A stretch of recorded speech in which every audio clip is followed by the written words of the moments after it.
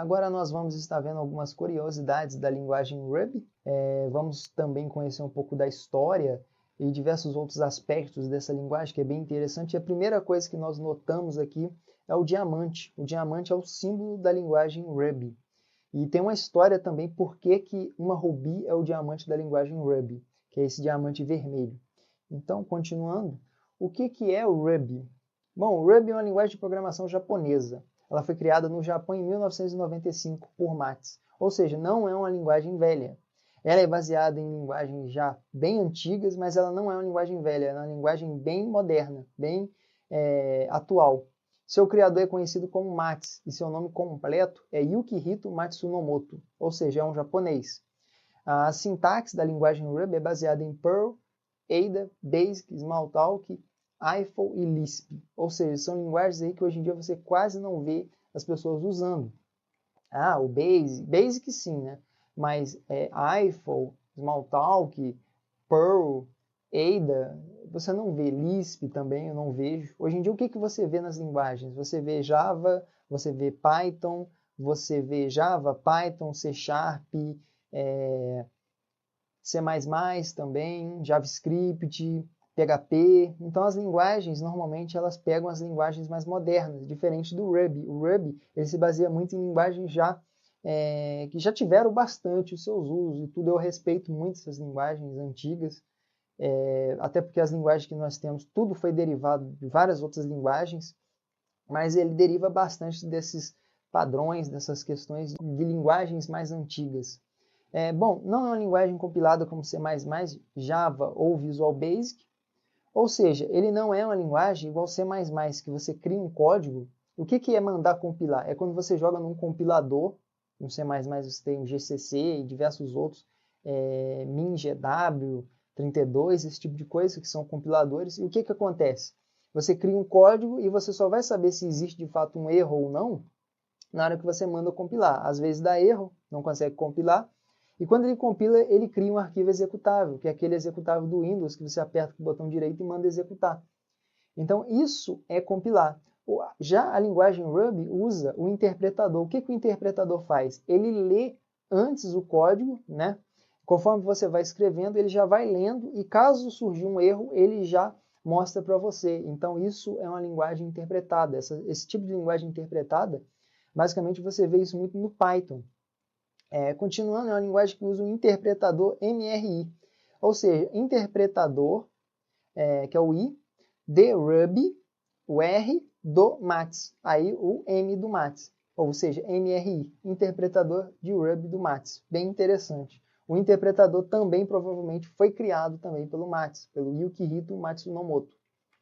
Continuando um pouco mais sobre o Matsu, que é o seu criador. Ele nasceu em Osaka, província de Tottori, em 1965. Ele era um autodidata até o fim do seu ensino médio, ou seja, ele estudava por conta própria, e ele é conhecido como um dos evangelistas de código aberto do Japão, lançando assim vários produtos de código aberto no país. A linguagem Ruby foi só um dos produtos que ele lançou, na verdade ele tem diversos outros produtos e softwares, tá? Então, enfim, ele nasceu em Osaka, é o japonês, lá no Japão, em 1965, e estudava no seu quarto, no caso, ele estudava no quarto dele, sozinho, e assim foi aprendendo a programar. Eu achei isso bem interessante. Obviamente que ele se formou depois. Continuando, o nome, por que Ruby? O nome da linguagem surgiu antes mesmo de escrever qualquer código, em um bate-papo online entre o Matsu e o Keiju Itsuga, no dia 24 de fevereiro de 1993. Dois nomes foram propostos, Coral e Ruby. Matsu escolheu Ruby, né? O Ruby em português, ou Ruby, sendo que o Ruby foi a pedra de nascimento de um dos seus colegas. Então é por isso que o nome é chamado Ruby, porque é uma pedra. Lá no Japão você tem muito esse negócio de colocar nome das pessoas de objeto, alguma coisa assim. Então foi uma pedra de nascimento, muito comum isso aí lá no Japão. Então ele pegou esse nome, né, da Ruby, que foi do amigo dele, e colocou na linguagem. Também bem interessante isso aí. Então, quais são as características do Ruby?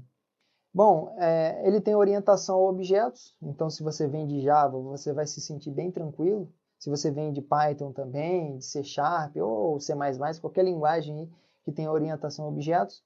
É um código de fácil leitura e escrita, é muito fácil, você vai ver que ele é muito bom. Você não tem dor de cabeça, você não fica igual aquelas outras linguagens. Nossa, o que está acontecendo? Eu não sei o que eu faço daqui de diante. Está dando erro, eu não sei onde está dando erro. Não, o Ruby é uma linguagem muito boa para você estar aprendendo, né, a programar e você estar entendendo um pouco mais da programação. Mesmo se você for muito iniciante ou iniciante do zero. É uma linguagem muito boa. As pessoas dizem assim, não, eu recomendo Python para quem está iniciando. Já eu não, eu recomendo Ruby, porque o Ruby é uma linguagem muito amigável para o programador, para o iniciante. Então você também tem nomeações, sintaxe e comportamento sem surpresas. Ela é independente de espaços em branco, não usa ponto ou vírgula. Nossa, esse negócio de usar ponto e vírgula é muito bom. Tipo, se você vem de C++, você sabe como é sofrível. Tem até memes sobre isso. Que por causa de um ponto e vírgula, o seu código todo, um código com mais de 5.000 linhas, ele não funciona. Por causa de um ponto e vírgula. Na linguagem Ruby, você não precisa se preocupar com ponto ou vírgula, porque você não usa. Ele é bastante açúcar sintático, tem uma boa aparência visual, é muito boa a aparência dele. É uma linguagem que você coloca o olho e você vê, nossa, essa linguagem ela foi feita assim, moderna, seguindo padrões de qualidade. Então, sim, não é uma linguagem que você bate o olho e fala assim, nossa, isso aqui parece um hierógrafo egípcio, né? Tipo C++. Você bate o olho e você logo se assusta. Não, a linguagem Ruby é bem tranquila. Ela tem flexibilidade, tem mixins, ela é portável, ou seja, vai para várias plataformas. A maioria das pessoas gosta de usar o Ruby no Linux. Case sensitive, ela tem garbage collector, então você não precisa se preocupar de ficar gerenciando o lixo da memória. Tem convenções de nomenclatura, 42 palavras-chave, ou seja, ela não é uma linguagem como C++ ou C, que existem milhares de palavras-chave para você ficar decorando. Métodos ausentes. E agora vem uma questão aqui que você pode se perguntar, Ruby ou Ruby on Rails? Ou seja, Ruby ou Ruby nos trilhos, né? O Ruby nos trilhos é um framework, ele não é uma linguagem nova, moderna, não é como o C e o C++, né? Que o C++ ele implementou as possibilidades do C antigo. Não, ele na verdade é um framework. Então, Ruby on Rails é um framework web, ou seja, para a internet, escrito usando a linguagem Ruby. Ou seja, você usa Ruby no Ruby on Rails. Então, para você aprender, basicamente, para você seguir uma trilha, né, para você aprender Ruby on Rails, você tem obrigatoriamente que aprender o Ruby. Porque o Ruby on Rails é um Ruby, só que algumas coisas a mais, é um framework. Então, Ruby é uma linguagem de propósito geral muito mais vasta, não sendo usada somente para a internet. O Ruby on Rails é muito famoso, até mais famoso até que a linguagem Ruby, só que o foco do Ruby on Rails é a internet. O foco do Ruby já é uma coisa muito mais avançada, ou seja, se você quiser, você pode fazer sistemas operacionais, você pode fazer sistemas normais aí, você pode talvez até criar um jogo com Ruby, se você quiser, você pode fazer um programa de 3D, de modelagem com Ruby, você pode fazer diversas coisas, um leitor para tocar música, algo para acessar banco de dados, uma planilha eletrônica, um Microsoft Word, qualquer coisa assim com a linguagem Ruby. Já o Ruby on Rails, não. Então, observação, Ruby possui também projetos para interface gráfica, ou seja, o Ruby puro, ele também tem várias interfaces gráficas que você pode estar trabalhando para criar aí ambientes para Windows, para Linux, para Mac, para qualquer coisa que você quiser. E, obviamente, também, provavelmente, você também vai encontrar mobile e diversas outras coisas. Agora, focando na internet, né, na internet em si, em navegador, você tem o Ruby on Rails, que é totalmente diferente. E você tem o Ruby. Ou seja, quando você aprende, né, o Ruby, só vai ficar faltando você aprender o Ruby on Rails, porque o resto é muito fácil. É até um engraçado esse nome, né? Ruby on Rails, ou seja, Ruby nos trilhos, porque o pessoal não gostava de usar o Ruby, era bem difícil, na verdade, você usar o Ruby puro para trabalhar com a internet, porque o foco dele não foi muito isso de internet. O foco dele foi ser criado aí como se fosse um C++, ou um Python da vida, ou um C Sharp, ou um Java.